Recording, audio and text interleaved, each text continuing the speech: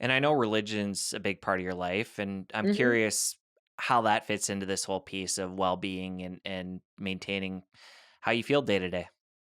Yeah, I mean, I know that religion's not for everyone, and a lot of people feel spiritually inclined, but not religiously inclined. The religion and ethnic people that I'm part of are a very ritual-based people. I'm an Eastern European Jew. I'm a combination of Polish and Hungarian and Ukrainian, and yeah, that is a huge part of my life. It's a huge part of sort of finding my center, and I miss being able to go to synagogue because we were a family that had really gotten into a good rhythm of going every Saturday, and that meant that that was most of Saturday, and it was very easy to turn off my phone because I was in synagogue, praying and singing and dancing and hanging out with friends, and really miss that structure, now that we're in a pandemic. So so yeah, I mean, religion is still religion, and again, my kind of ethnic identity is a very important part of my life. My younger son is studying for his bar mitzvah, so I'm tutoring him for that. So that's keeping us busy, and his Hebrew's getting really good, so that's good. And growing up, was your family really religious? No, my mom was raised Orthodox. My dad was raised, more progressive.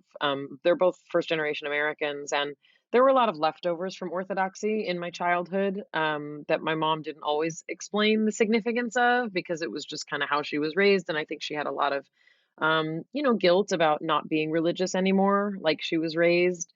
So I was raised, more traditionally. We observed holidays. I was raised kosher for most of my life, and my parents didn't have a particularly strong faith in God, but I'm grateful that they had me attend synagogue anyway because it gave me some structure and it gave me a foundation to build an ethical framework and a spiritual framework for my life. So I'm very grateful that they did that.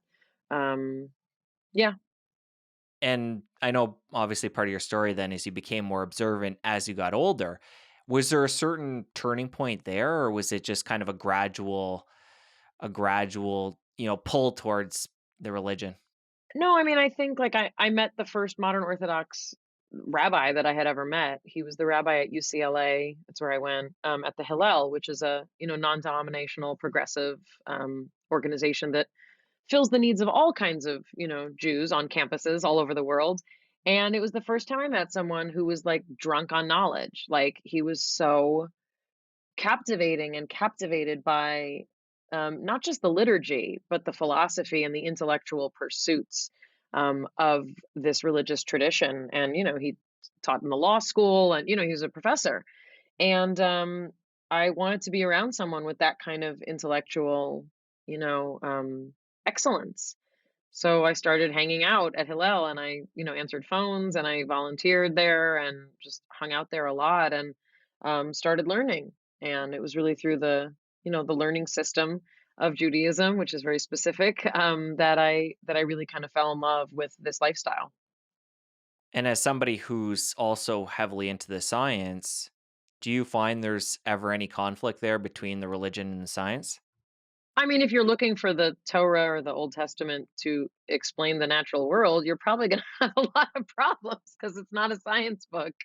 Um, no, I mean, the more wonder I have for the human experience and the human body and the human brain, the more I know that um, I didn't create this. And the more I learn about, nature and the beauty of the human experience, the more I appreciate, how much the human brain can grasp. And I find that all divine.